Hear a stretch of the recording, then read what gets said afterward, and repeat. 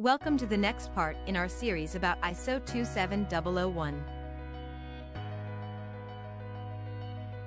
We have spoken previously about scope and risk, and would now like to talk about controls. What exactly is a control? One definition that fits in terms of what ISO is trying to achieve is an action that limits the amount or growth of something. What is the something? In the case of information security, that something is a risk to the business which has been identified. So to put it simply, controls are put in place to limit risks. There are two types of control, mandatory and optional.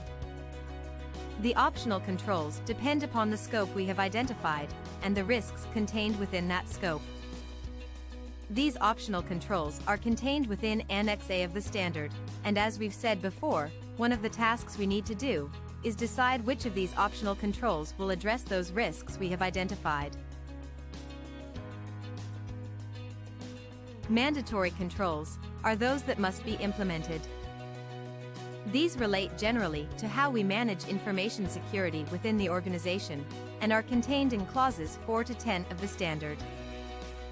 These are context, leadership, planning, support, operation, evaluation, and improvement.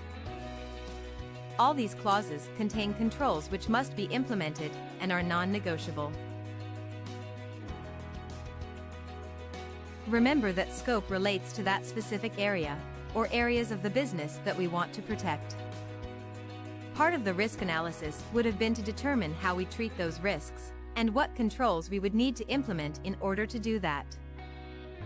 The scope and risk determine what optional controls are required.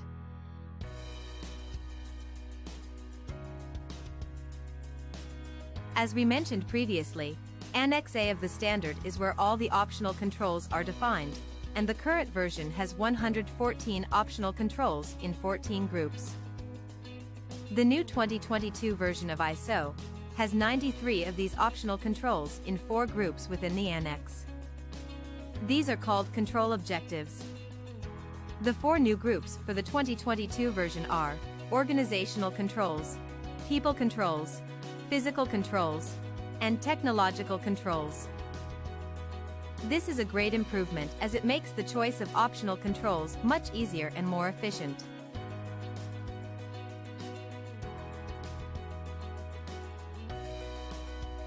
This brings us to a most important document in ISO. The challenge we face is twofold. Firstly, we need to record our response to the mandatory controls. Secondly, we need to do the same for the optional controls we have chosen to implement as a result of our risk analysis. The way we do this is via a document called the Statement of Applicability. What is the Statement of Applicability? Simply put, it is a single document which contains your response to both the mandatory and optional requirements. This document shows the detail of all the controls you have put in place to address those requirements. For optional controls, it indicates whether that optional control is applicable or not, together with any relevant details about the control itself, and a justification should that control be omitted or not required. The Statement of Applicability is itself a mandatory document.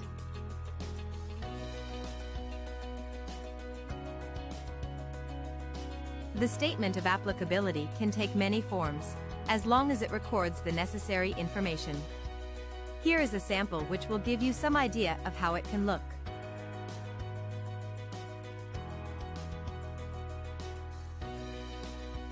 Thank you again for listening. There are many other documents required in an ISMS, and we will deal with those another time. Goodbye for now.